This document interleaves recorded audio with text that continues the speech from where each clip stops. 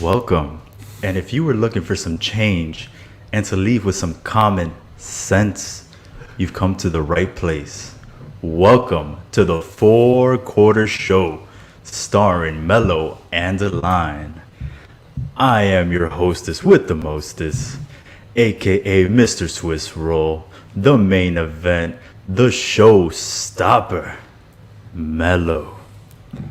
And as always, I am joined by the Honduran Thor, the man known as Captain America, because in reality, he is the real villain.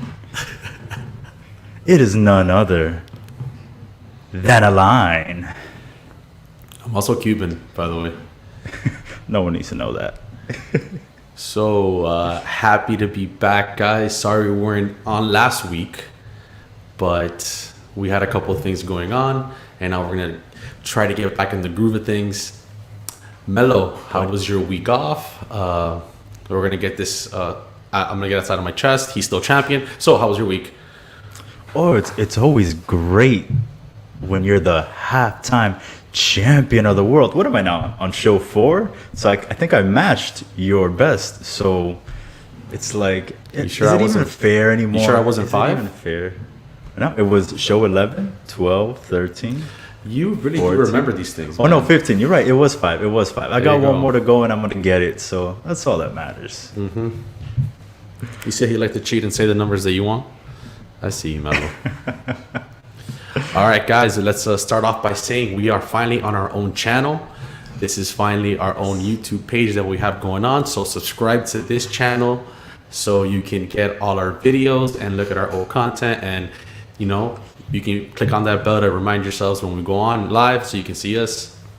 Absolutely. We're also in the middle of putting all our shows on that channel as well. We're still on Pop Culture Pros as always. We just decided to, have our own YouTube channel. So if you're watching us on Facebook on the Pop Culture Pros Facebook group, go ahead, go to YouTube, search up the Four Quarter Show, and give us that, click that little subscribe, that little bell. You want to hear that ding. Please, everybody, that'll be awesome. Subscribe to our show. We really want to get growing and get bigger so we can bring you a better show, and also you can give us feedback. You can also see on our YouTube page, we'll have links to the Spotify, links to the Apple podcast, and Twitter, Instagram. Yes, and you can see our Twitter and Instagram down there, so you can follow us there. But tell me, Mello, you didn't say how your week was. Did you have a good week? Anything fun? I did definitely had a great week. A lot of exciting things. I kind of relaxed a little bit. And what else? Oh, continued our workout. So your boy's been kind of sore, but getting better. So I'm excited about how things have been going in the gym with us. Yes. If you've been listening to our show, me and Mello have started working out together.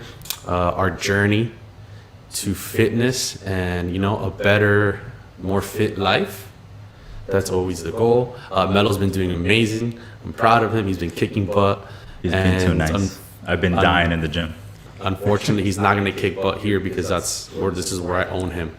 So, with that being said, oh wait, this says otherwise. And oh wait, this says otherwise. Your boy got his sangria because he is the halftime champion.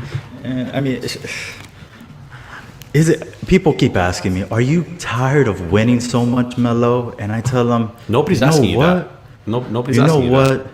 I'm definitely not getting tired because I love being on top. Nobody's asked Mello that. Nobody's worried about that, so I don't even know why he brought that up.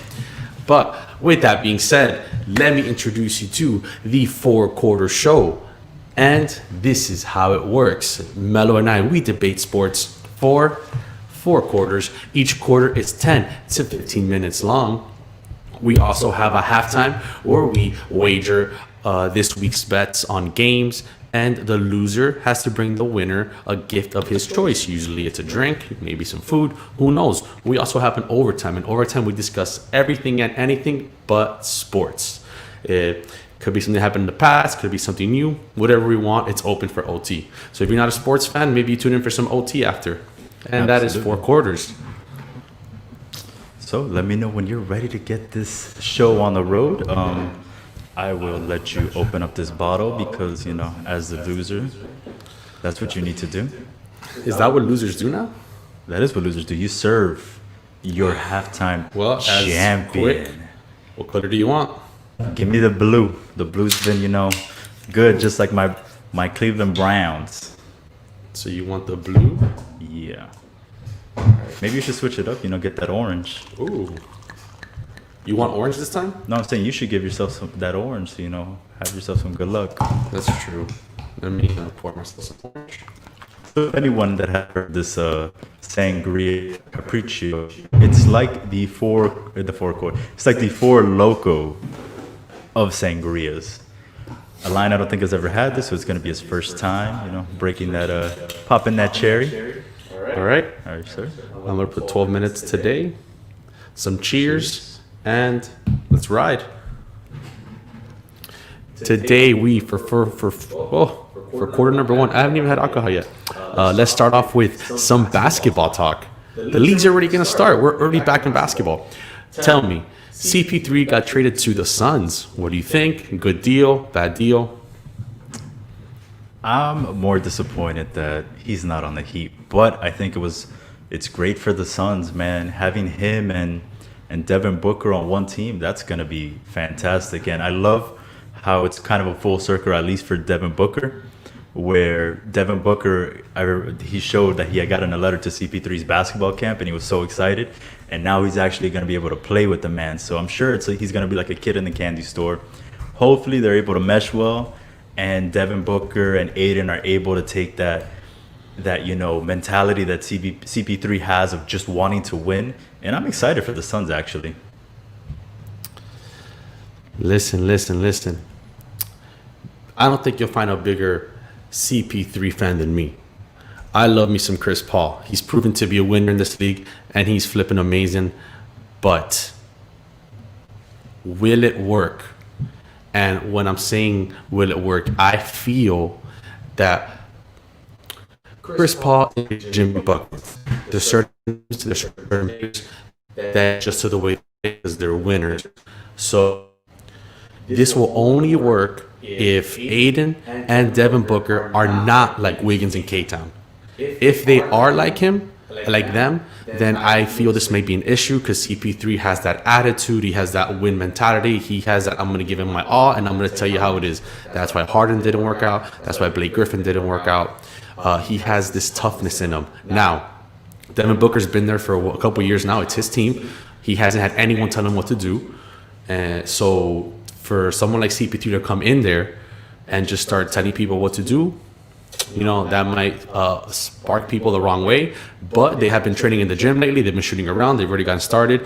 So that's good news for them. I am going to be a Suns fan now because I do love me some CP3. What he did with Oklahoma City was unbelievable, but I believed it because I knew that was going to happen. He's not like Kyrie Irving who can't lead a team. So I love the move. Just scary because if this is the year that CP3 has his downfall, this could be terrible. He is older, and it's a $40 million each year for the next 2 years. Mm-hmm. That's bad, man. If he doesn't, play well. I mean, it can be bad. However, it can also be good because let's say he does get hurt. I mean, the Suns were half a game or a game away from making the playoffs. So with his leadership, maybe he can push Devin Booker to that next level of, leadership and give him that mentality to be this gritty player, not soft like Karl Anthony Towns or Wiggins. We need more players like CP3 and Jimmy Buckets in the league. I agree. And just a comment for Danny, who's there. Yes, today is draft night. If we do run while the draft is on, we will probably won't play a preview because we don't want YouTube to block us. Exactly. But we will say who got drafted, and we'll give our opinions live as it's going on. We have as far as K-Towns and being weak, things like that, I don't think they're weak. I just feel now it's different. Some players don't respond to the type of attitude that Butler and CP3 have. So I don't think K-Towns is weak. I just don't think they respond well to that kind of that when kind Jimmy of leadership. Buckets can take 4 bench players, 4 B squads, and beat your starting lineup, you're soft. And you're right, Eric Rodriguez. Booker doesn't need CP3, but it's gonna make him better. Look, it is. And look what CP3 did last year. You know Come what? on. Look, you can't deny that. He might not be right or wrong, but we did see them go 8-0 in In the bubble. In the bubble, they played very well, but they also did trade Oubre. I'm not saying he's a star by any means, but each year he was getting better. This year he was averaging 18 points a game. So we can't just forget about some of the players they traded away. New chemistry. I believe CP3 is going to help them. I think it's only going to open up shots for Booker, and it's going to put Aiden in a better position because CP3 is the assist master. So I think Aiden is going to benefit the most out of it. I just said Exactly, that. Yeah, I think CP3 is going to elevate. Yeah, Aiden. absolutely. I think he's going to have. He might actually have an all-star season this year. I think. But by the way, guys, whoever's watching, you're more than welcome to. If you got a camera and you got a mic, maybe on your iPhone, text us, send us an email. You're more than welcome to hop in and give us your opinion if you want to talk. So it's open. The floor is always open on 4 quarters. We love everybody's interaction. Absolutely. All right, moving on from the CP3 talking. Do you think they're going to make the playoffs? Yes or no? I think they will, just because they were, like I said, a game away from the playoffs this year. I think they can do it this next year, especially that you have a team like Houston, which we'll get to later, that now is probably not going to be making the playoffs. A team like the Thunder that probably won't be making the playoffs. So that opens up for Phoenix to jump in there. All right. Since everybody keeps leaving the West, this opens up the Suns to get better because everybody's running away from LeBron James. So the Suns do have a better opportunity. I don't know if you guys heard, but there's a 7 through 10 seeds. There's going to be an open format to make the playoffs, like a March Madness style bracket. Yeah, play-in. So I think it was that. What was it? The 7th and 8th seed just need to win 1 game, but the 9th and 10th seed need to win 2. All right. So I believe the Suns are good enough to be a 6th seed if they get another not great player, but another player either off the bench or someone that can help them. So definitely, I think 6th seed. All right, moving on. Next, we have Schroeder to the Lakers. The deal hasn't been finalized, but it seems to be that's going to be the move. It seems like it's going to go through. Thank you so much, Jonathan, for tuning in. Don't worry. Just listen to me, though, because, if you talk about sports like how a line does, you're going to look like a fool at the bars. If anything, no, you're not, Jonathan. Everybody listens to me. Melo's definitely the person who says outlandish things. You know what? At the end, let's do this. At the end of the show, I want everyone to do this. It's going to be real easy. You put 1 if you agree with Melo. 2 if you, or in any category we're talking about. 2 if you agree with a line. Or 3 if you're just here so you don't get fined. Okay, listen. Back to don't listen to that. Back to the other thing. Schroeder. Here we go. He is gonna be a Laker point guard, replacing who is Rondo. Who Rondo says he might be leaving. But what do you think about him going to the Lakers? Man, how the rich get richer, man. Dennis Schroeder was he should have been 6th man of the year, and for him now to go to this Lakers team that has a lot of key pieces, he can be your Rondo times 2, basically, because he's a lot younger. I already got 2s. Look at that already. That's not fair. That's a bias too, right there, and you know it. Same. But thank you, Daphne. Appreciate it. But yes, I like the move.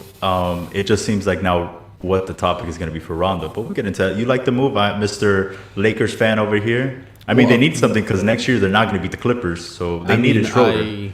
I love the pickup. Yes, Schroeder, amazing. Taking it to the basket, could have the ball in his hand. Definitely a point guard who could come in and score points, so that LeBron doesn't have to do it the whole time. Especially since Rondo's leaving, this is a good replacement. I'm not gonna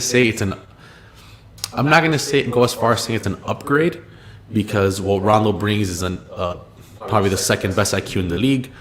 Decision making, things like that. That's hard.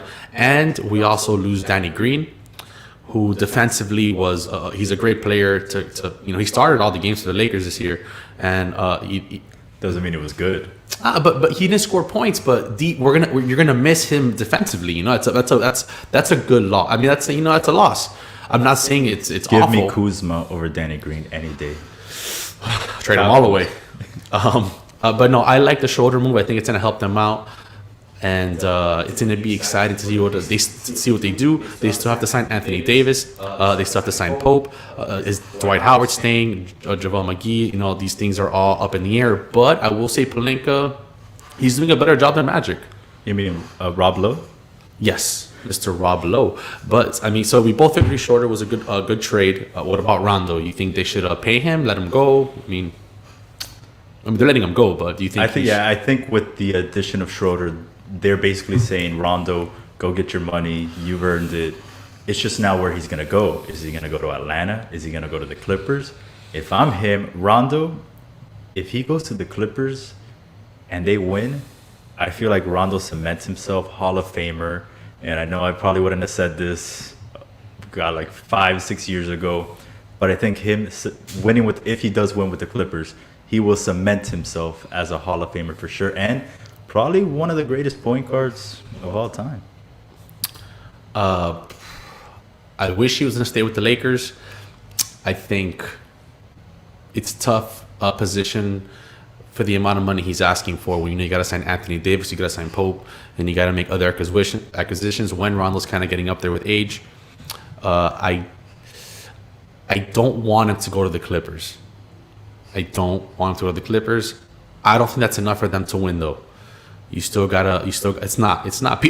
People thought the team they had, the team this year was unbelievable and they couldn't make it. Yeah, but this was like a weird year. Look, because you see, Rondo also has that attitude that other players don't like. So to put him into a team that's already dysfunctional with their attitudes and they're all personalities. Now he's gonna go in there and he's gonna have his attitude. He's gonna go from playing with LeBron James to playing with Kawhi Leonard, a guy who never steps foot into the court and takes all these days off. I'm not saying it's a good or bad thing. I'm just saying he doesn't take time. He doesn't take. It turns a lot of players off. So we're gonna see how that goes down. Are they even gonna keep Paul George? There's rumors saying that they want to trade him. Who knows what's gonna happen? But I think you still got to give him another year, and then we'll see. All right, I agree. I will give him another year. And I feel like look, you have Ty Lue. There is your coach now. He's gonna be going up against LeBron taught him everything he knows, so it's good for the Clippers. I feel like it's gonna be a very different team, a very different mindset, especially after the way they went out last year. And I think you look at Kawhi to probably be in the running for MVP. I'm making that bold statement right now. Look for Kawhi to make himself. Lucky for you, it's only going to be a 17 game season. So that means Kawhi Leonard might play some more games. And he got eliminated in the second round. So if anybody has rest, it's Kawhi Leonard at this point, since he couldn't beat the Nuggets. But with that rest and with that being said, that's the end of the first quarter. We'll get to some comments here before we move on. Timmy from the Just Too Sweet show joining in. What's up, Tim? Thank you. CK, I'm pretty sure this cement is on Rondo since Mr. CK loves Rondo. He's always loved Rajon Rondo. He had a dog named Rondo. He had a Rondo jersey. And all right, so let's let me know when we're ready for quarter two. All right, guys, the draft begins in 8 minutes. With that being said, let's set 12 minutes on the clock. Quarter number 2, here we go. Tell me, Melo, what do you think about the Bucks coming in and making this blockbuster deal for Holiday and Bogdanovich? When I first heard the Holiday one, I thought it was a good trade. No, I'm lying. I thought it was a terrible trade. I feel like the Bucks gave up way too much to the Pelicans, and giving the Pelicans a million draft picks as well. I think they just gave too much for Holiday. Holiday's a decent player, but I don't think he's the star people are saying that he is. I don't think that it's going to be enough to make the Bucks even better, especially that the East is just getting more difficult and difficult. I don't really like the move. And then when they got Bogdanovich, I was like, I messaged you. I was like, so are they trying to tank? Because they keep giving away players, and it's like, okay, what's your bench? You're going to have no one coming off this bench, and it's going to be what, all these guys playing 48 minutes? I really didn't like it.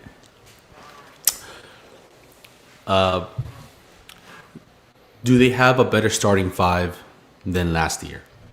The answer to me is yes. They have a better starting prime than last year. But I don't know if it's a better team than what they had 2 years ago when they had Brogdon, Chris Middleton, Giannis, Eric Bledsoe.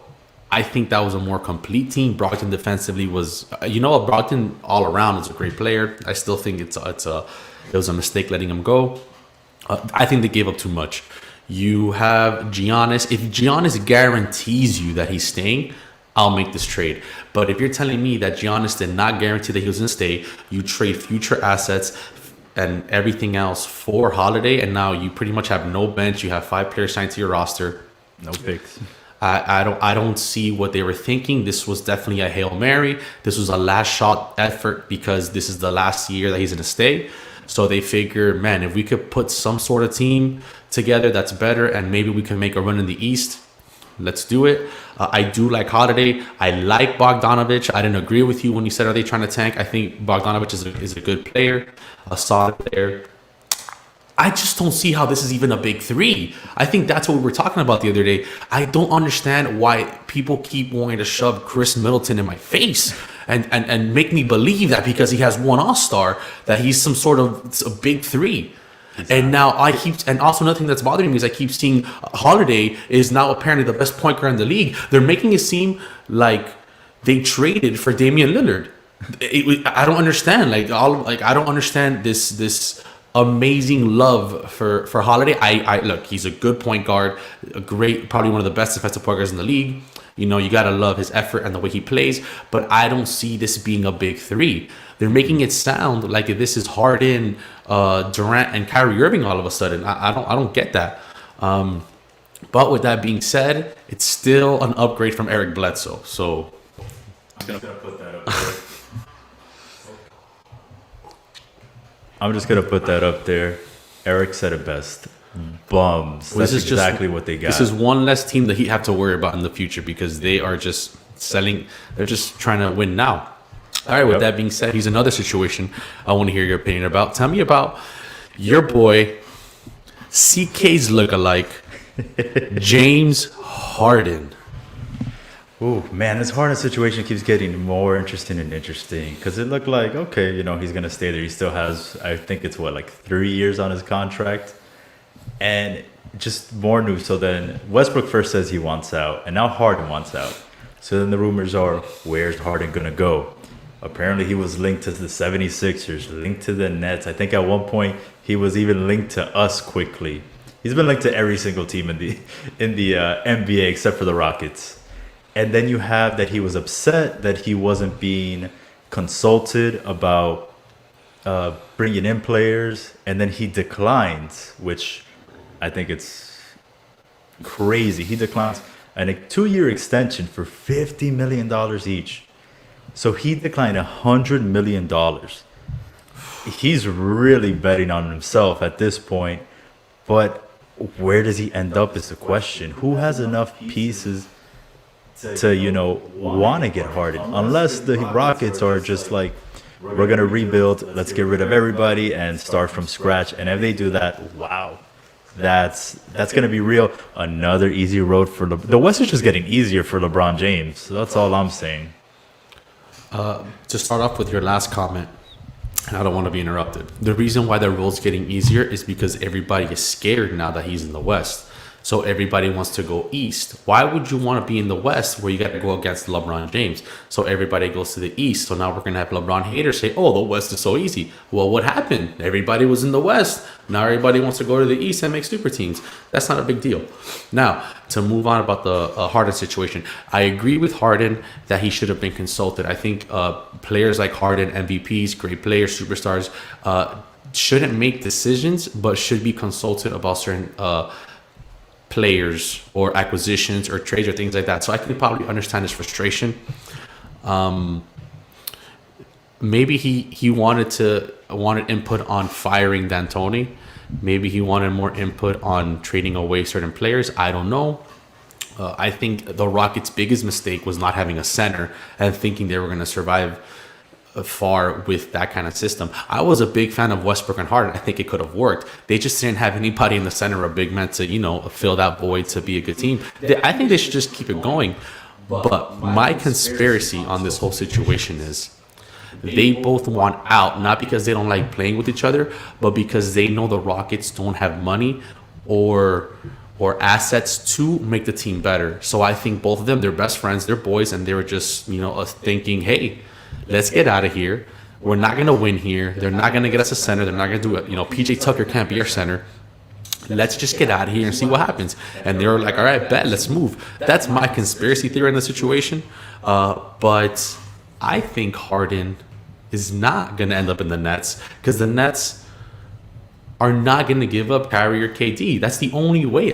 Why would the Houston Rockets own or take anything less? Why would I want? No disrespect to LeVert, Dinwiddie, Allen, but I need more assets than that if I'm giving away Harden. I think the Warriors should go after Harden. I don't know if Giannis is going to want to go to the Warriors, but I think Harden to the Warriors. I think the Warriors have more assets, and I think he fits that shooting, that 3-point. He attacks the basket. His defense might suck, but it's okay. You got Clay. You try to keep Draymond Green in there, and I think the Warriors would be better suited for Harden. I think they're gonna need more. They have to give up one of those guys. They have to. I feel like, you know what? If you're the Warriors and you're able to somehow pull off getting James Harden on your team, you're either giving up Wiggins and a lot of picks, or you're giving up Draymond. You're not giving up Steph. You're not giving up the Splash Brothers. Hold on. No, you're not. You're not giving those guys up. Even if Clay, apparently he had a leg injury today, is hurt, I'm still not giving him up. I would give up Draymond at this point because I feel like Wiggins might be able to fill in that role. And if not, get yourself Boogie Cousins back. Give Boogie Cousins another chance, and if he comes back good, man, and he heals from that Achilles injury, he's gonna be a presence down low. He always has been. He's gonna be a body. So I don't see that too much. I know we talked about him going to the Nets and how bad they're gonna be, but I don't know. I feel like it could work just because I think James Harden has never come off like a Russell Westbrook, let's say, where Westbrook has demanded the ball and he wants to be like the top scorer, or like Kyrie, let's say, where Kyrie wants to be the guy. Kyrie has basically said now in the offseason that KD is the guy. He doesn't mind deferring to him. I just think if James Harden does go to the Nets, he has to be okay being the Chris Bosh. He has to be okay not getting his 30 points, not getting 30, 15, and 10 every night. He has to be okay in that role as long as he wins. So that's what's going to be the outcome. Does he care about winning, or does he care about his stats? Okay, I'm going to disagree with you on every point there. James Harden, he might not be someone who demands the ball. He might not clap for it, ask for it, but he shows you with his actions. When he plays off the ball, he doesn't know what he's doing. When Westbrook was with the ball, James Harden was just in the corner, posted up, doing nothing. He shows you with his actions.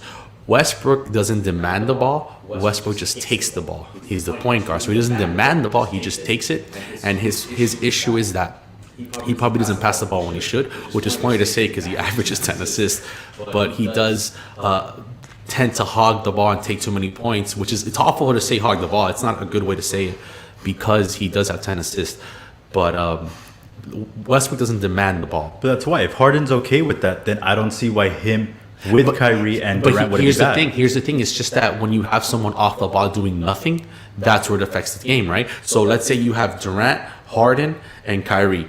Kyrie is okay now because when he was playing with LeBron James didn't demand the ball, but LeBron James was like Westbrook, who always has the ball. So that's where Kyrie's situation was messy and he didn't like it.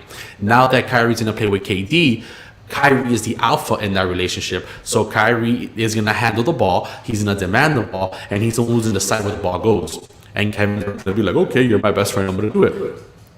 Now, I don't think so. Now you put Harden in the mix. Now you have another ball you have to feed. Harden's not going to bring it down. Kyrie's going to bring it down. So what's Harden going to do? Harden's going to be posted up in the corner, not doing anything. KD's going to be, he can do whatever It's the chemistry. You're right, but I think, before I go to that, Johnny over here is agreeing with you, saying Harden can't play without the ball, and the three can coexist. But you know what? I think they can, and there's one person why I think they can, and that is none other than the back-to-back two-time MVP Steve Okay. Nash. Okay. I think Steve Nash will make these guys coexist, and he will teach Harden how to play off the ball. They don't even respect that coach. He say they don't even need a coach. Come on, man. That was taken out of context. They respect him because if not, they wouldn't have asked him to be the coach. The only way this team works out is if you have. And if you think about it, now you have D'Antoni as the assistant coach. This is playing out perfectly, if anything, for Harden to succeed, where the three of them can coexist. All right, I'm gonna finish off the last court. It's about 10 and 5 seconds. You want to hear it for. And here's my buzzer beater shot right now. Oh, it was a brick. This is the last thing I'm going to say, and then we go on to the next thing. It's quick.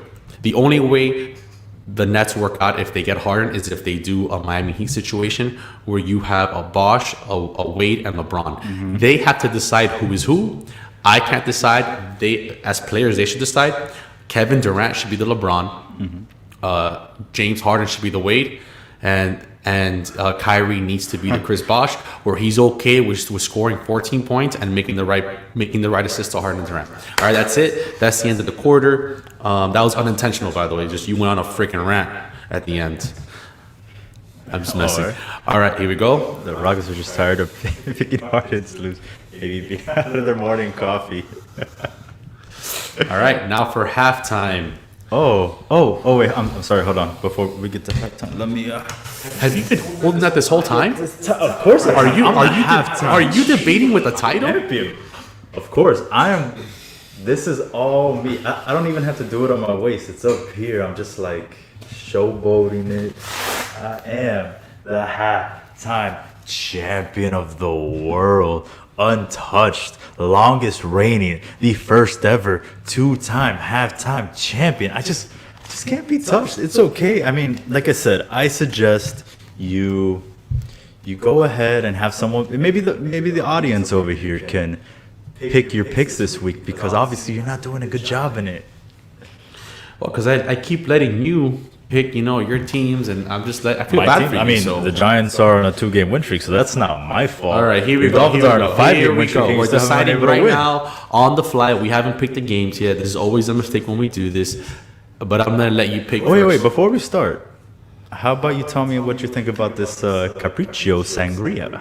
You said it right. It's Four Loco in a sangria. Do you enjoy it? Is this something you're gonna get your, on a date night?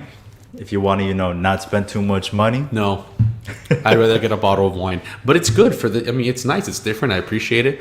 I don't mind drinking it again, but it's not something I'm gonna go out and purchase. I'm definitely gonna get a bottle of wine. But this is good. This is good. I don't mind having this. It's better than a Four Loco. It is that. See, I enjoy it more than a Four Loco. Four Loco, if you don't get the right flavor, boy, you are screwed drinking that tall boy. All right, Melo. Go ahead. Who do you Let's do got? his picks. Arizona versus Seattle. Zona, Seattle, man. After that game last week, Zona Bills. It's tough, and Seattle right now. Russell Wilson went from MVP favorite to now he ain't doing that hot. So I'm going to go with Kyler Murray, the best wide receiver in the league, DeAndre Hopkins, and the Arizona Cardinals. All right. So I don't mind that. Russell Wilson was my MVP pick. Clearly, that's not aging very well, but I'm going to stick to it. It's not aging very well like most of your, because debates. That's not true. All right. Cincinnati Bengals versus the Washington Redskins. Who do you got? This is a tough one because they're both equally bad. And Burrows is good. Huh? Burrows is good, though. No, he's doing well as a rookie, but it's just, the team is still too young. And AJ Green has gone from top 5 receiver to just disappearing out there. So, I'm going to go, and just because I like the Cinderella story, I'm going to go with Alex Smith. Damn. Getting that first dub. With the You're an Redskins. awful Giants fan. This is the only, honestly, you know what? I kind of want to talk about that later, but Okay. But I don't mind the Redskins. Now let's go. Atlanta Falcons versus the New Orleans Saints. There's no Drew Brees. What do you think? So I'm gonna do you a favor here. I'm gonna pick Matty Ice How is that a favor? They're probably going to win. because you have eating dubs, Jameis Winston. That's your boy right there. All right, bro. And He's- Danny, you're absolutely right. It is draft time right now. They are talking it up. No one's been drafted yet. We'll keep you updated as well. And I believe in the next quarter we're gonna actually talk about the draft and who we think we're going where. So stay tuned, guys. All right, Tennessee versus Baltimore. Who do you got, Tanny or Lamar Jackson? Oh man, I never thought I would say this, but I'm gonna make a pit stop in. You gonna use the bathroom? No, I'm good. I can hold my pee. I'm gonna make a pit stop in Tannyville, and I'm going Titans. I know that might bite me, but I don't know what it is. They've lost like 3 games in a row. I'm looking for them to bounce back. All right. Green Just an Bay- update: the Minnesota Timberwolves are gonna pick their pick in 10 seconds, so we'll keep you updated on that. Go ahead, sir. Green Bay Packers versus Indianapolis Colts. I'm gonna go with the gentleman that I thought was the number 2 for MVP. Nope, that's not Phillip Rivers. Not the old man that should have retired before Eli Manning because he's not that great. I'm gonna go with discount double check. He's got the belt. I got the belt. Got to go with A-Rod. All right. Dallas Cowboys. I'm not versus- picking the Dallas Cowboys, you fool. Never. All right. So that means Vikings. Captain All right. Kirk. Los Angeles Rams versus Tampa Bay Buccaneers. I should pick the Tampa Brady Buccaneers just to be, a jerk to you. However, I love when they lose. I love when you're disappointed. Just like, they got dismantled by the Saints, swept by them this season. So I'm gonna go with the Rams and Goff to get his revenge on Tampa Brady. All right. The pick Can't is, pick any team. Hey, I don't know what you're talking about. The Giants are on a 2-game the win pick is streak, in, baby. and They're the about to win. Timberwolves have selected Anthony Edwards from Georgia. I am not surprised. He reminds me of Dwayne Wade. We were definitely. That was gonna be who I thought was going 1. I know you thought maybe LaMelo, but Oh no, I wanted LaMelo. okay. But I didn't- you would have. Yeah, I think he fits. I think he fits the Timberwolves better. You have D'Angelo Russell, the point guard. You have Anthony Edwards, the shooting guard. Then you have K Towns. I feel LaMelo would have kind of made it a little weird, but I think LaMelo's and I heard it on ESPN. And I thought that was a good take. With LaMelo Ball, you have to set up your team around him. He's hard. He's going to be a tough player to put into a system. He is the system. You got to find players for him because you need to go all in on someone like LaMelo Ball. The Okay. bum don't even want to play basketball. All right, so picks are in. Melo has Arizona Cardinals, Washington Redskins, Washington football team. I'm sorry, our fans, for me saying that. Atlanta Falcons, Tennessee Titans, Green Bay Packers, Minnesota Vikings, and the Los Angeles Rams. So before we move on to quarter 3, we're gonna talk about what do you still want your mamey and your croquetas for Yes. next week's show? Yes. If somehow you happen to pull off a win. Yes, I want the mamey and croquetas. Okay, so you're sticking with that. Mamey from Latin Cafe 2000, a Leyun y las 7 ahí mismo. And my croquetas from Isla Canaria, if possible, but if not, it's open to whatever time you have. What would you like, halftime champion? My goodness, I don't know. Here we go. You would think I would get tired of winning. Like I said, I get asked that all the time. But no, your boy doesn't get tired of winning because that's all he knows how to do.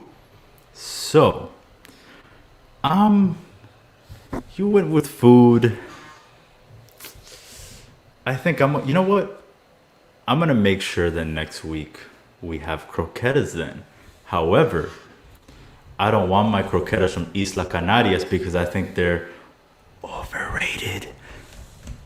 So I'm going to say I want to try croquetas from a different place. And a place that has croquetas in the name. And yes, I'm saying croquetas, not croquetas. I'm going to say I want croquetas from Dos Croquetas. So you want it from Two Croquetas. Exactly. I want it from that place. And you keep talking about this mamey shake. So I'm going to send you on a mission because I think it's time that, you actually work to find my drinks. I'm going to say I want a good banana shake. From where? You figure it out. Oh, you want me to find you a banana shake? I want you to find me a banana shake, bro, and I will rate it on there and be like, "This is good. This is mediocre. All right. Don't waste your time going to." Hey guys, I'm gonna buy a banana, put it in my, and I'm gonna make it my goddamn self. This is an easy one. So banana shake with croquetas from Dos Croquetas. All right, so let's start quarter number 3. All right, we're going. Well, before we start, let's go to some of these comments. Kenny's talking about Edwards saying that he'd rather be drafted by the NFL. Ooh, I didn't know that. That's interesting. Why would he want to go to that? I would rather play basketball. Especially that I feel like they have a longer career, especially as a number 1 pick. Yeah. It's because they want to draft me. And then, Danny, we're making him hungry. Wait till next week when we have those croquetas on air. Everyone out there, depending on who wins, go get yourself some croquetas so you're watching the show with us, eating croquetas. Danny, go to our Instagram. You'll see we have our 4-quarter nachos on there. And we might have something special next week for Thanksgiving. So you definitely do not want to miss next week's show. But with that, Align loves giving people his banana shake. That's a secret. But let's start off quarter number 3. All right, it's got the time on the clock. Let's do it. Quarter number 3. Let's start off with some NFL talk now this quarter, and let's do Alex Smith from the Washington football team. His comeback, thoughts on his return. What do you think? Cinderella story. So he first came in 2 weeks ago against the Giants when the Giants basically dislocated Kyle Allen's ankle. And when I saw that, I was watching the game, I saw it and I was like, oh my God, there's no way. And then they bring in Alex Smith and I was like, did they not just see what happened to Kyle Allen? Like, Alex Smith 2 years ago had almost the same injury happen to him. It was insane. I was honestly scared for him. Luckily, he really didn't take a big hit. He was safe about it. You can tell he was cautious. And then against the Redskins, he went out and, they were losing at first, but he brought those boys back, was throwing 300 yards and put them in a position to tie the game at the end. However, the Lions won. So, and that's why I picked him to win this week because, I'm liking his story. I'm just fearful for him because of his leg is not 100, man. No matter what you say, his injury, if you haven't seen it, go watch the E60 Alex Smith documentary. It's very impactful. The fact that he's out there is, man, it's courageous. I can't believe he's out there. His wife, every time he's out there, and his kids must be cringing anytime that pocket closes and he has nowhere to go. What do you think about Mr. Alex Smith? I love it, man. I love it. The documentary was inspiring. Respect to his wife also. I know she's not being talked about a lot, but his wife, the things she's doing, taking care of the kids, supporting him, loving him, doing everything to, make sure it's without her, he doesn't have this comeback. So I'm going to give her a shout out for that. But I love it. And I'm pretty sure that first hit he got, because there's nothing like having an in-game hit. Practice hits aren't the same. When you have an in-game hit, you know they don't care. They're going to hit you. So that must have felt good for him to get hit like that. I love the Alex Smith story, but at the end of the day, he's still Alex Smith. Yeah, I know, and he threw 300 yards. Alex Smith is still a better quarterback than the Giants have, but let me finish what I'm saying about Alex Smith. I really want to see him do well. I would love to see him take Washington to the playoffs, which they have a chance. This is it's the worst division in the league. So I think he has a great chance to not only do a Cinderella story for himself, but for the team. Washington football team, new name, new image. Ron Rivera, it should work out, hopefully. But what I think about that is that I remember we were together and Ron Rivera said that he sees Alex Smith as basically the future quarterback, how he was seen 2 years ago now, which is like one insane to think of with the injury he had, and how bad must this man be? The backup, what's his name? The guy that you said was better than Daniel Jones, but obviously, can't even get off the bench. Listen, Dwayne Haskins is still better than Daniel Jones. If the Giants had Dwayne Haskins, since the Giants have an awful O-line, as you always remind me, Dwayne Haskins would run out of the pocket and have a better opportunity. He wouldn't trip on himself 80-yard runs, but continue. Dwayne Haskins can't even learn the playbook, so he wouldn't get past 8 centimeters. Okay. Alex Smith. Oh, hold on. You want to stop the clock? Right now, the Warriors pick is in, and they have picked James Wiseman from Memphis. They pick a center. Centers aren't getting that much love in the league these days. I mean, it was a smart pick. They need a center. It's just one of those things. Is he going to be a good center? I think, honestly, he fits in that system well because now you kind of relieve some of the pressure from Draymond. He doesn't have a 3-point shot. He doesn't need one. Yeah, for that, it would if you open. Okay, it would open up more. But technically, it's like if you put Giannis on. I'm not saying that he's Giannis yet. It's like if you put Giannis on the Warriors, he doesn't need to learn the 3-point shot. All he's got to do is get his post up, either shoot it back out so Curry or Clay shoot the 3, get a rebound, dunk it whenever he can to open up, the floor, which is something that Wiseman can do.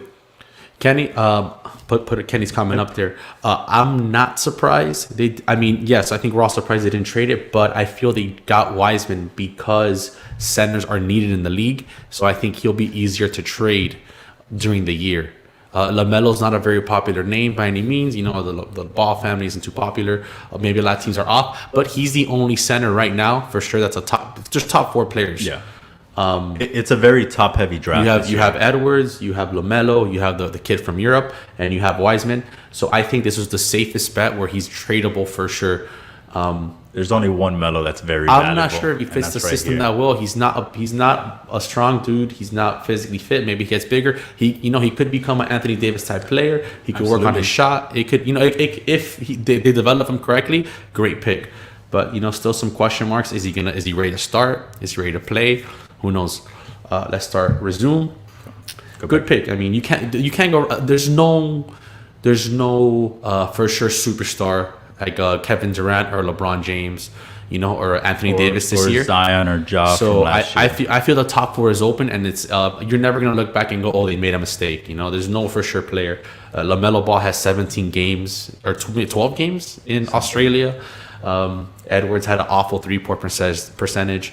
Wiseman, centers are kind of 50-50.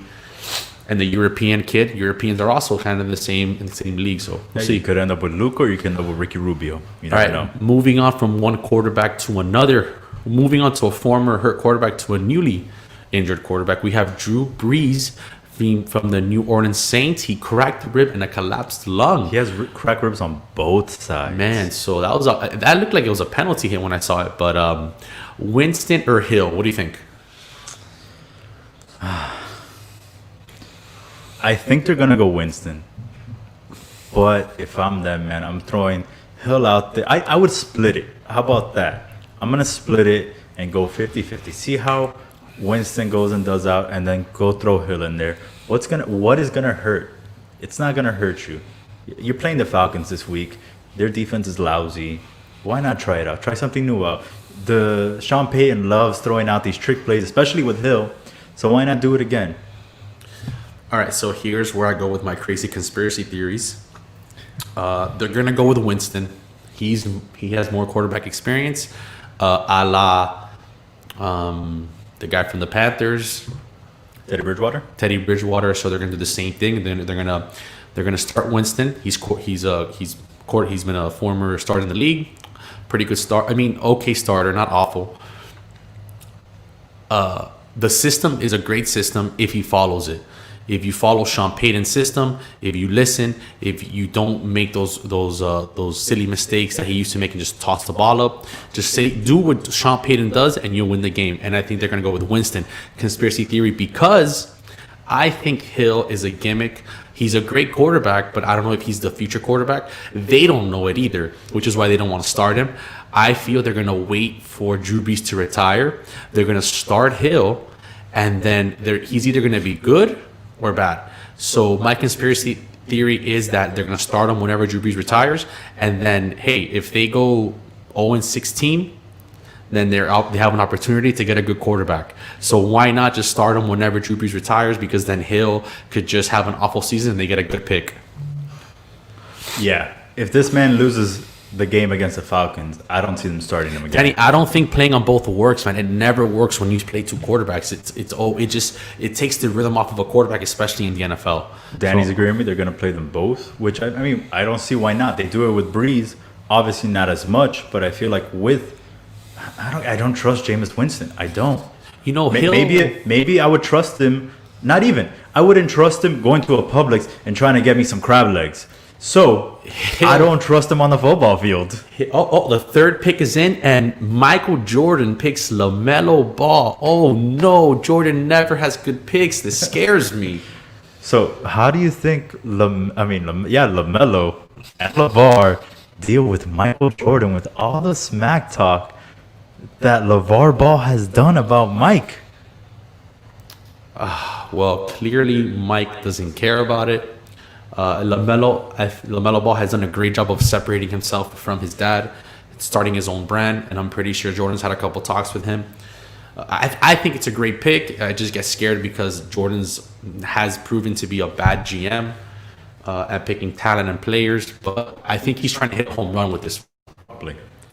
And you know what? He might actually be thinking more as a businessman than as, an NBA owner. Well, not like an NBA owner, but businessman, because what's going to bring in ticket sales? LaMelo Ball. That's a big, even if he's trash, it's a big name, and that's going to bring people in just to watch him. Does LaMelo sign with Jordan Brand? Does he have his own Jordan sneaker?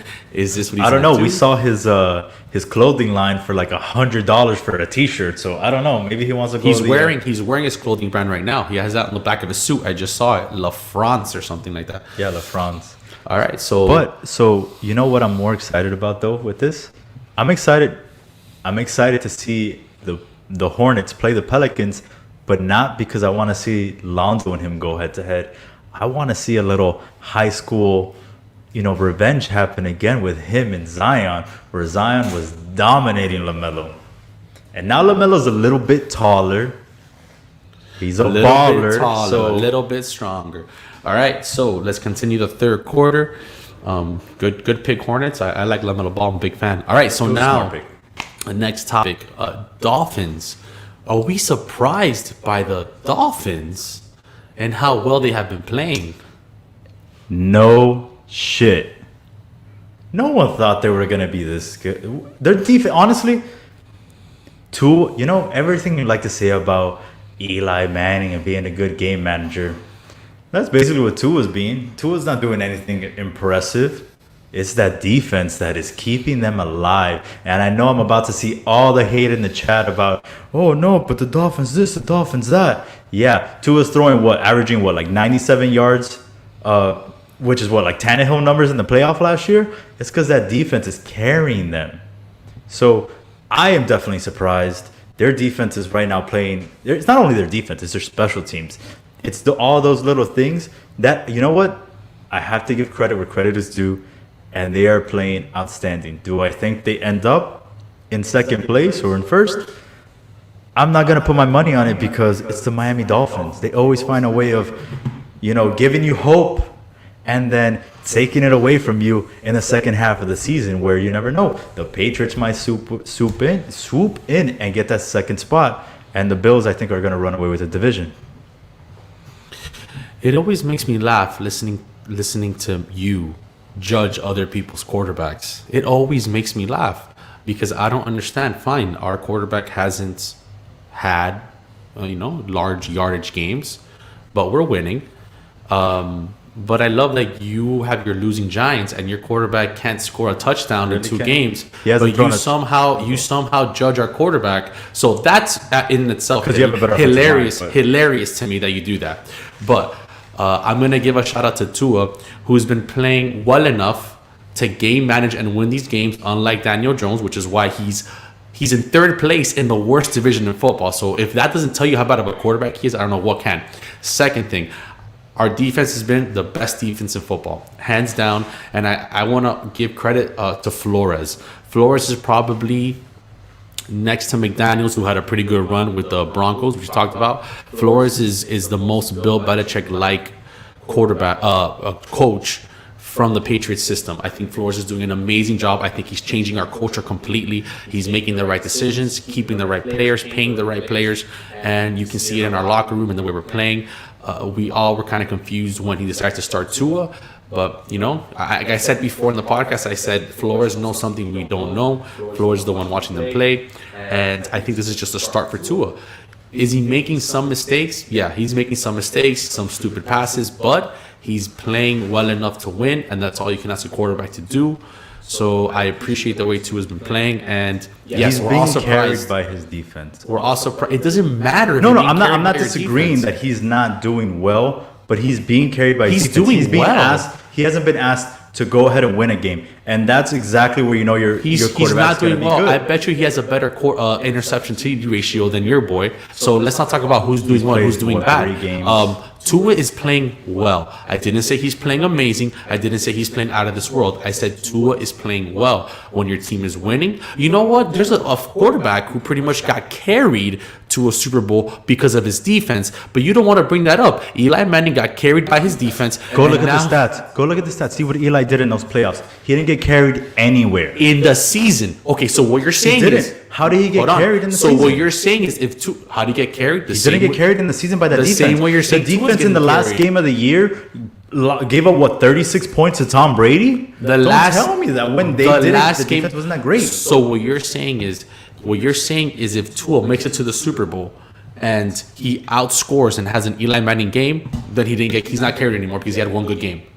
Just saying. Eli had a good playoff run. He didn't have one good game. Look at the playoffs. Eli wasn't turning over the ball. He actually didn't turn over the ball until the Super Bowl.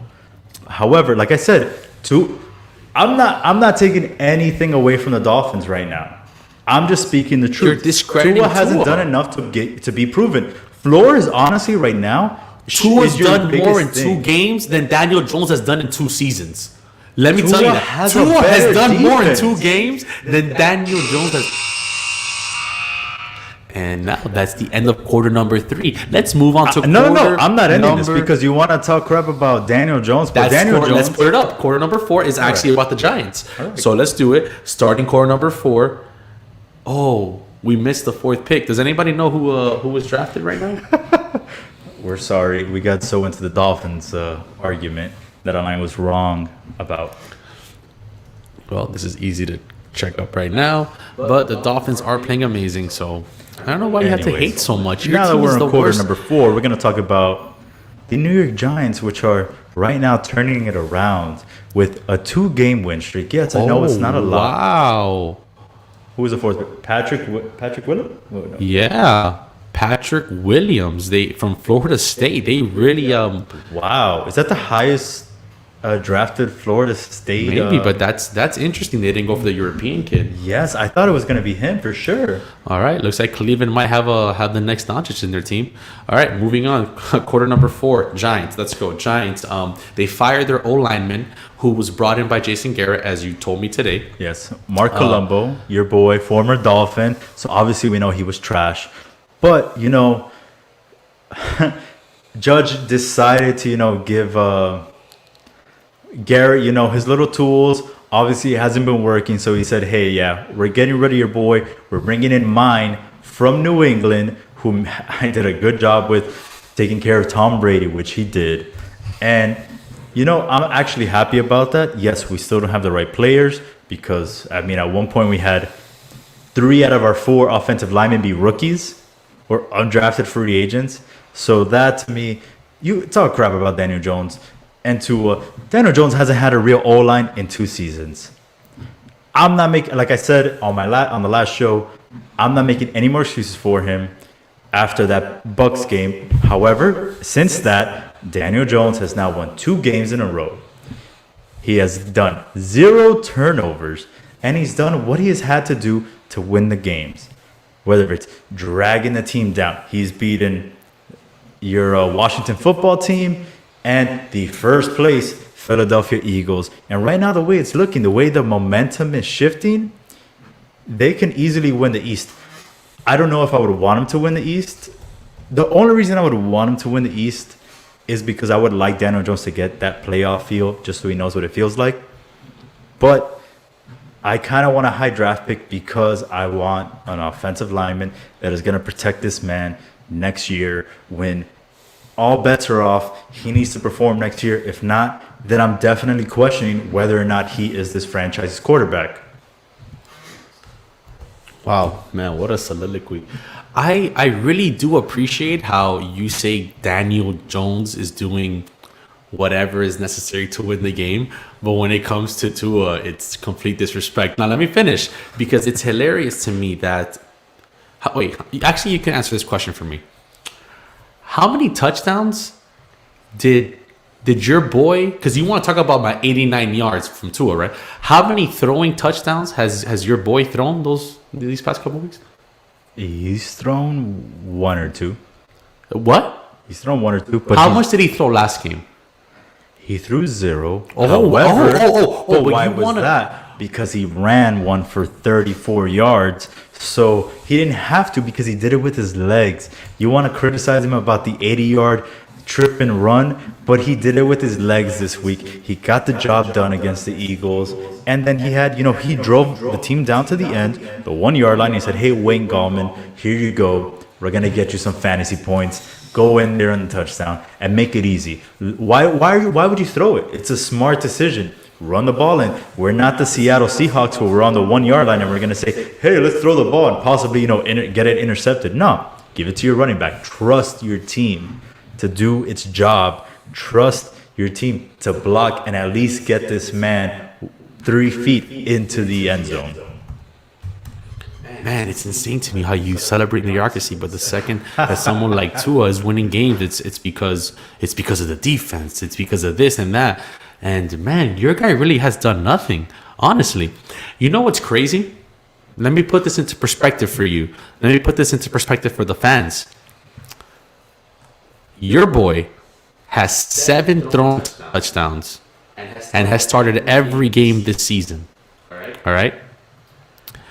You know how many touchdowns Tua has? You want to take a guess? Or you just want to sit there with a dumb face and pretend like you don't know? 5 touchdowns, 0 interceptions in 2 games. He has turnovers. Hold on. He has 5 touchdowns, 0 interceptions. Your guy has 7 throwing touchdowns and 8 interceptions. So I'm just so confused. I don't understand.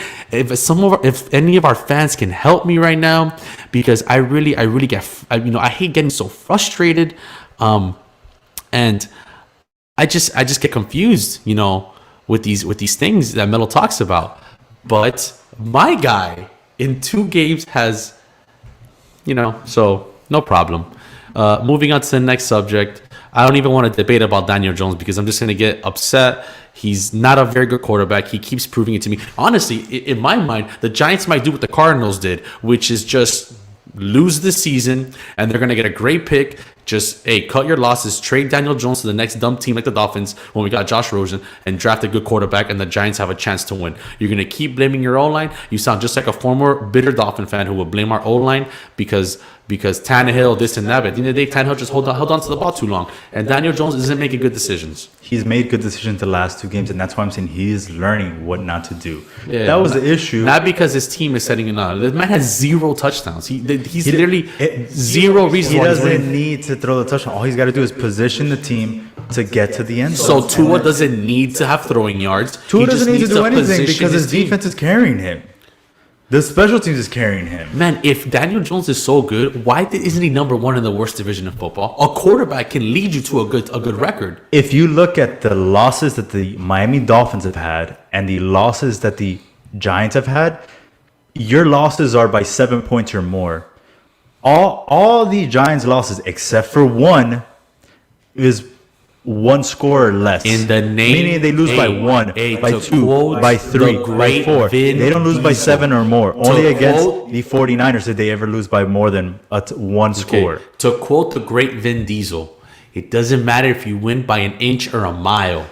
A win is a win. So how about you get your sorry Giants and start winning some games because you're in the worst division in football. Not about The Rock. Man, listen, if your embarrassing team doesn't make it to the playoffs, that is a joke. No, you're in the worst division It's not of a football. joke because they're not ready to make the playoffs. You're in the worst division of football. It doesn't matter. All right, it doesn't matter. You can be in the worst division, but their team isn't ready to get to that next step. We're still a young team. We are rebuilding. We lost our franchise quarterback to the better last year because he team, retired. moving on to the better team in that division, the Dallas Cowboys.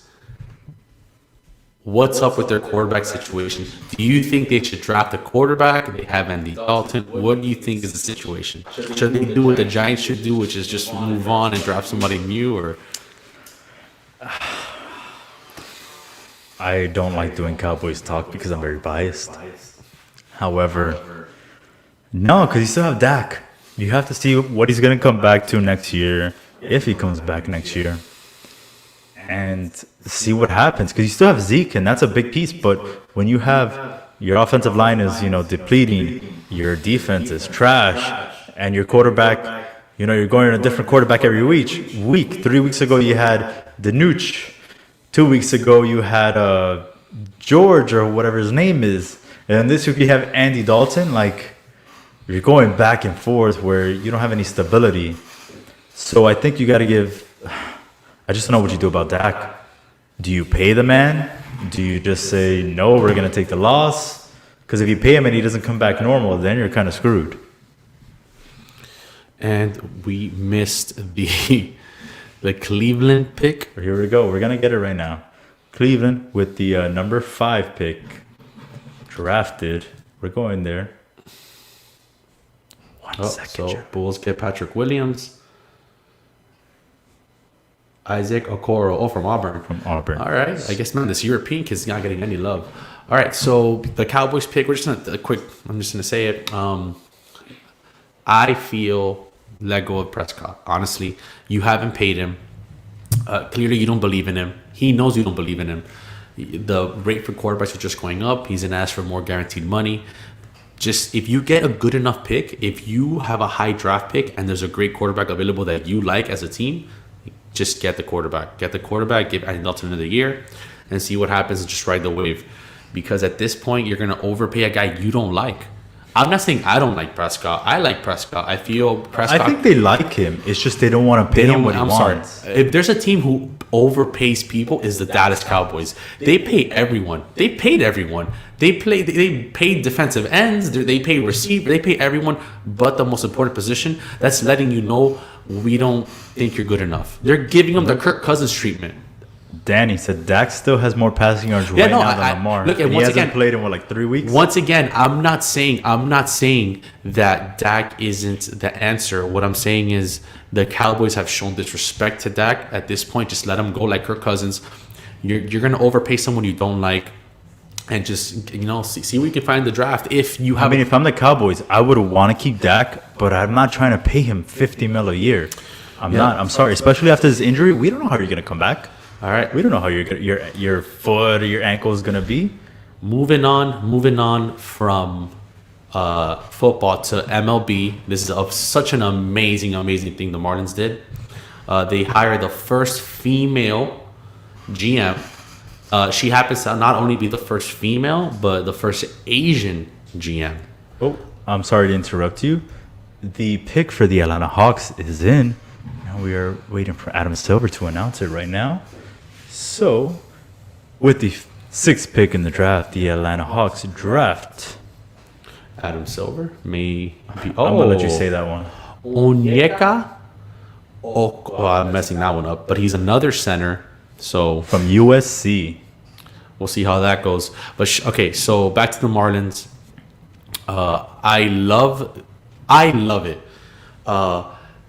And not because she's a female, and not because it's diverse. I mean, I love that it's diverse and she's a female. I love it because she was the right person for the job. They didn't hire her just because she was a woman. They didn't hire her just because she was Asian. She just so happens to be a female and an Asian, and she's awesome. She was assistant manager, assistant GM in the Yankees and the Dodgers. You know, she was there for some of the championship wins.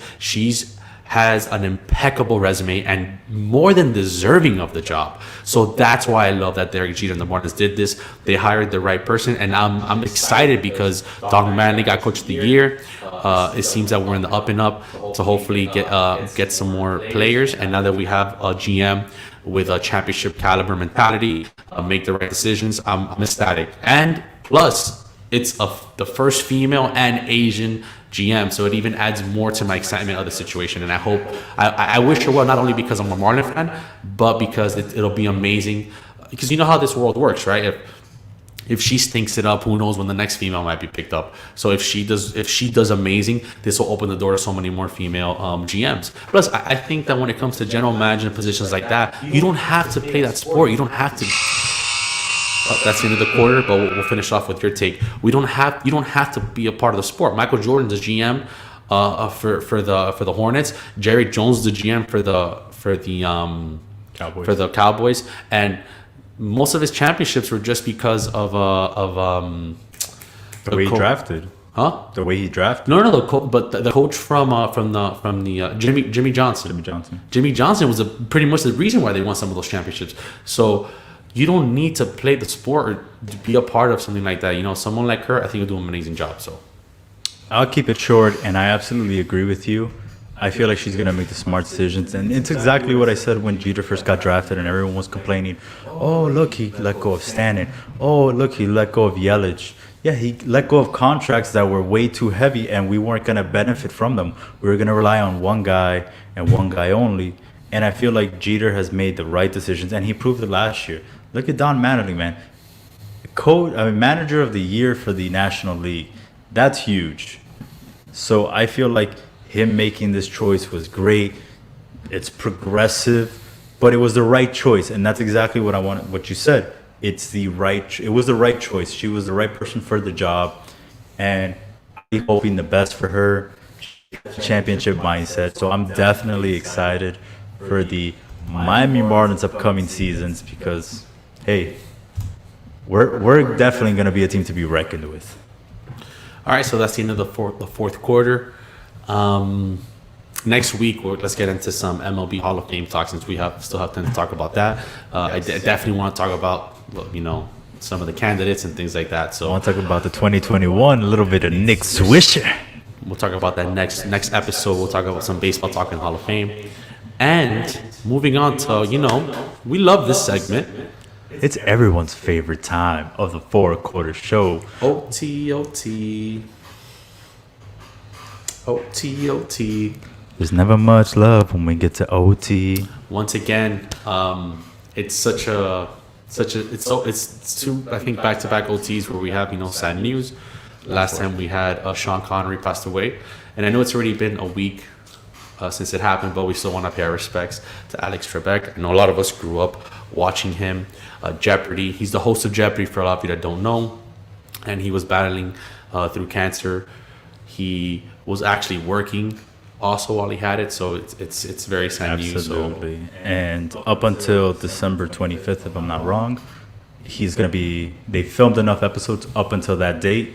So if you just put on, I think it's ABC at 7:30, at least on the East Coast at 7:30, you'll be able to watch from Alex Trebek all the way up until December 25th. And definitely me, I remember when this news happened, it kind of hit me hard because I would remember coming home from school, watching The Simpsons from 5 to I think it was 7, and then 7 Wheel of Fortune, 7:30 Jeopardy. So I remember growing up watching Alex Trebek and seeing so many memorable moments. And it's sad, especially being he passed this month, prostate cancer, and this month is Prostate Cancer Awareness Month. So it was, hopefully, with his passing, it brings more awareness to it. A lot of people don't know about it, but hopefully with it, you get more awareness, more people, there's more than just, breast cancer. There's so many different things. So this is definitely something big. And Yep, definitely shout out to Alex Trebek and our condolences to his family. All right, moving on to topic number 2, some lighter news. One of my favorite comedies, Wedding Crashers 2, is possibly going to be made. It's been confirmed. They want to get into production. I hear they have a script. Are you excited? Should they have finished that Wedding Crashers 1? Should they leave it alone? Or do you think the sequel is going to be awesome? Or do you feel that it's a good idea to make a sequel? so when you told me this, by the way, I need to correct myself because I said it wrong. It wasn't prostate, it was pancreatic cancer. Sorry, guys. The sangria over here got to me.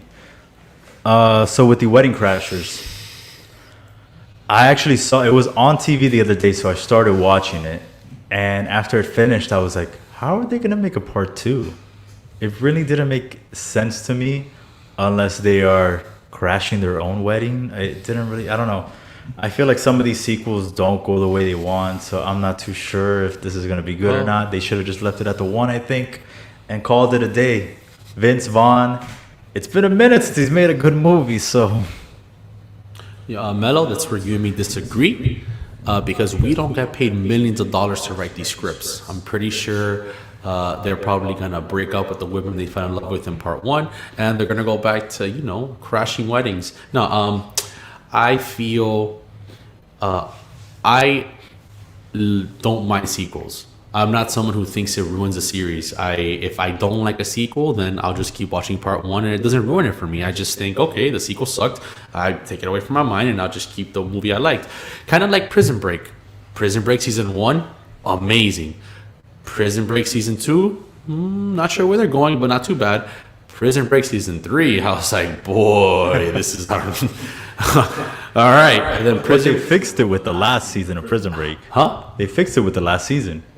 The last season or the last season? The final season that they came back after like so long and did it again. But the point is, I don't mind when something is, just make the part 2. If it's good, it's good. If you don't like it, it's not. I don't. It doesn't ruin the series for me. It's just, it's just happens to be a bad sequel. You motorboating. What are you crying about? Just because someone... Let me not quote it. All right. Now, another sequel. Shout out to Halloween. Scream 5 finished production. It did. And it's another one of those where For me, it's the same logic. understand. I can't wait to see it. I'm excited. If it sucks, it sucks. We'll review it and tell everybody, hey guys, it sucks. If it's good, it's good. I don't mind. I'm See, I feel like, okay, the nostalgia if is awesome. Wes Craven was still alive, sure. Oh, but he's not. I feel you. And it's like, it's just like when they tried to remake Freddy Krueger. That was awful. That remake with A Nightmare on Elm Street was terrible. Even if it was your first time watching it, you had never heard about Freddy Krueger, A Nightmare on Elm Street, and you went to go see that remake, you knew it was bad. It was terrible, and it tainted the legacy that is A Nightmare on Elm Street and Freddy Krueger. So I don't know how this Scream is going to work. I feel like, okay, you've done it 4 other times. You've changed everything. Why do a 5th one? Like, are you guys really... Hollywood, you can't come up with anything new that you have to reboot and do another Scream? I don't want to see David Arquette on my screen again. Leave him in pro wrestling where he thinks he belongs. Is the documentary out already? Because I think I want to watch the documentary. I think it is out. The New York Knicks pick is in. Let's see if they somehow mess this up. So with the 8th pick in the draft. Maybe they get the European kid. They love their Europeans. No, they got Obi Toppin from Dayton. All right, look at that. It's a new regime over there. New pick. All right. On to the next OT topic. We have AEW video game for all you guys out there. We're wrestling fans. AEW is the competitor against WWE. AEW is trying to bring real wrestling back. That's not their motto. I just made that up right now. But what do you I mean, I'll start out this one off. I'm actually a big fan of what they're doing. AEW is bringing back Jukes, and the creator of the No Mercy WWE game that came out for the N64 many years ago when we were younger, and that was an awesome game. So if they're going to bring back those mechanics, that fun style of play, I think it's awesome. I'm loving it. What do you think? I'm excited. I'm excited for it just because not only are they doing that, they're giving us something else which WWE hasn't given us. They've been so lazy with their video games, and it's because they've had no competition. So hopefully, we got No Mercy when we had WCW, NWO Revenge. All these the competition was fierce. So now with AEW getting their own video game, they're gonna have two mobile games as well. It's going to be competition, and it's going to get WWE to be like, okay, who's going to be more in the sales? Is it going to be AEW? Is it going to be WWE 2K, which was awful, which they had to skip this year because of how bad it was? So I'm liking where this is going, just being as a pro wrestling fan, that the competition is coming back little by little. And I saw today that someone described All Elite Wrestling, AEW, as Cirque du Soleil on steroids. Listen, I feel this is a bigger deal than the WWE want to admit. Video game is the ever growing industry, very popular. Everybody, the younger generation love video games. It gets bigger and bigger.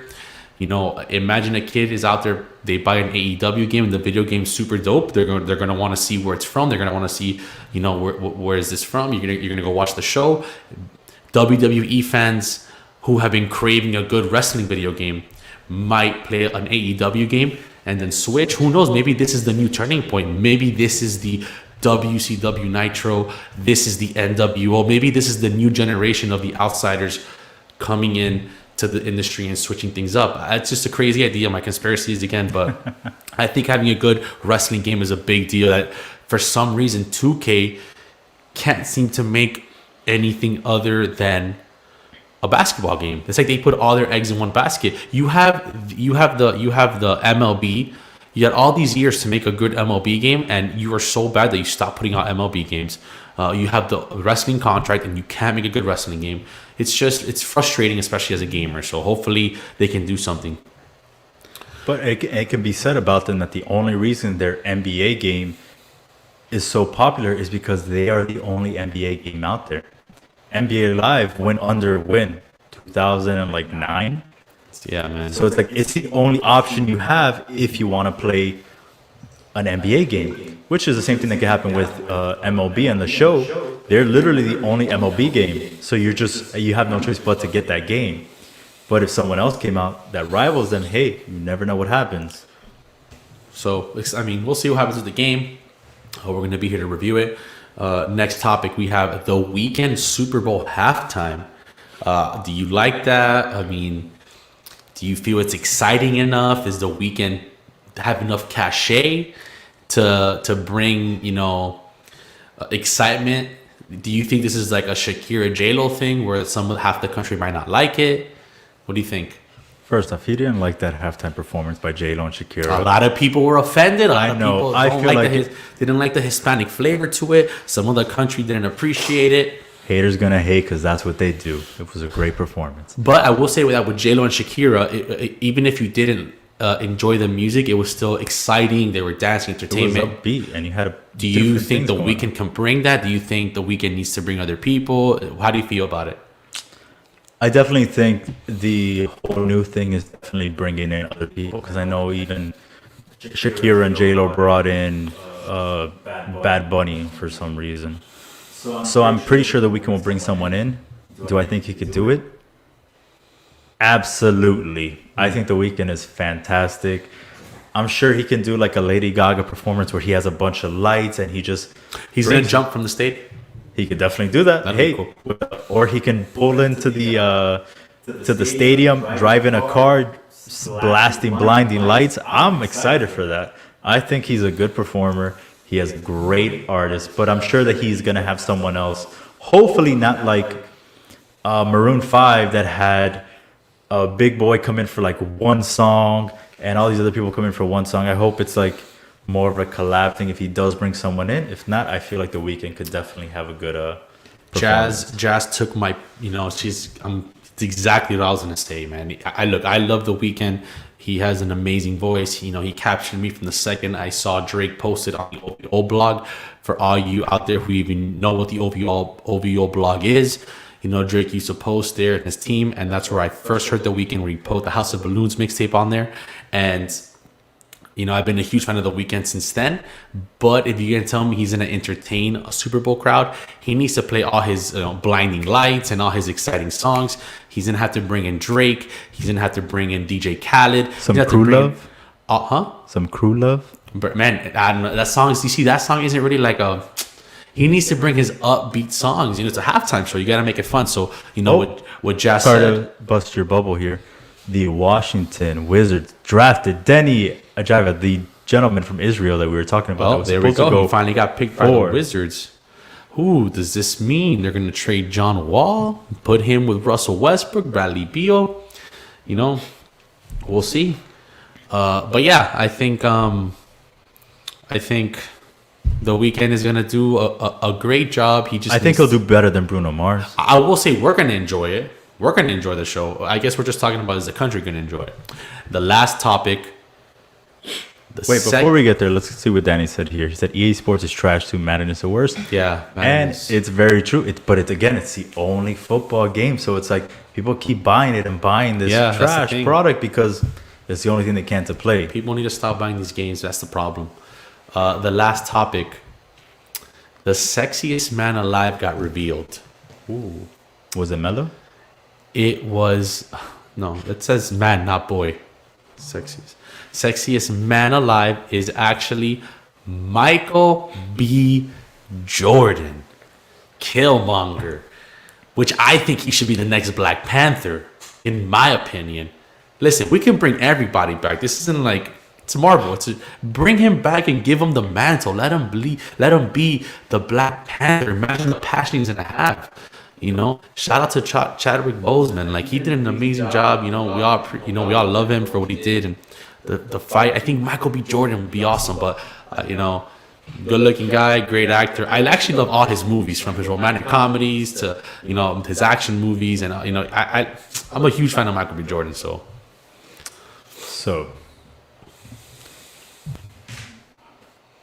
you okay? Stop drinking, Mello. Sheesh. No, I'm sorry. I touched the wire and it disconnected my mic for a second. When I saw who was announced as sexiest man of this year, I couldn't agree more.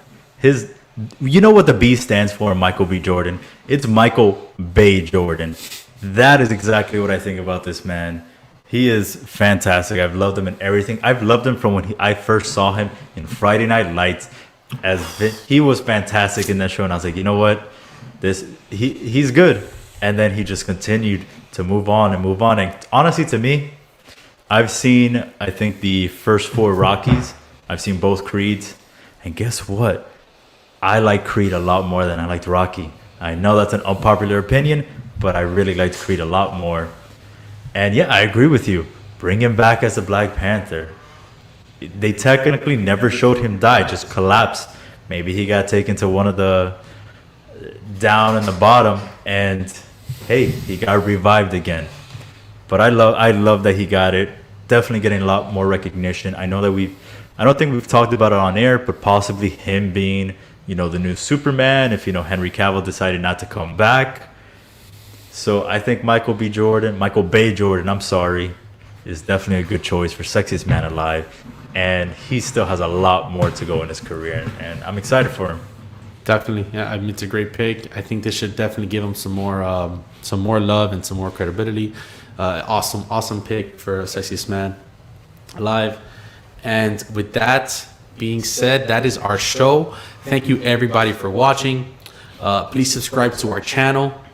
We appreciate the love and you guys always tuning in and being interactive with us and talking to us and stuff. So please tell your friends to subscribe to our channel. We're posting all our videos, uploading all our videos soon. So if you want to go back and check those videos out, it'll be, we would love the support. Add us on Instagram and Twitter at 4 Quarters Show. Anything else, Melo, you want to talk about? No, basically what you said. Go ahead and subscribe to the YouTube channel. Send this out to your friends. Share us out. Make sure you click the little subscribe button with the little bell. Follow us on Instagram and Twitter. It's at the number 4 quarters show. And that's pretty much it. Next week, we're going to try to give you guys 2 episodes. Hopefully on Tuesday, we'll bring you another 4 quarters episode. And on Thanksgiving, we're going to try to do maybe a quick hour before we all start eating. A nice little episode. And if you can't watch it live, just go back and watch it later. But we're definitely going to try to make a special OT episode for Thanksgiving. Yes, absolutely. And we hope that you enjoyed today's episode, volume 19, and that you left here with a little bit of more common sense. All right. So thank you. Hopefully we brought you enough change. We'll see you soon. So Alain signing out. Mello, love you all.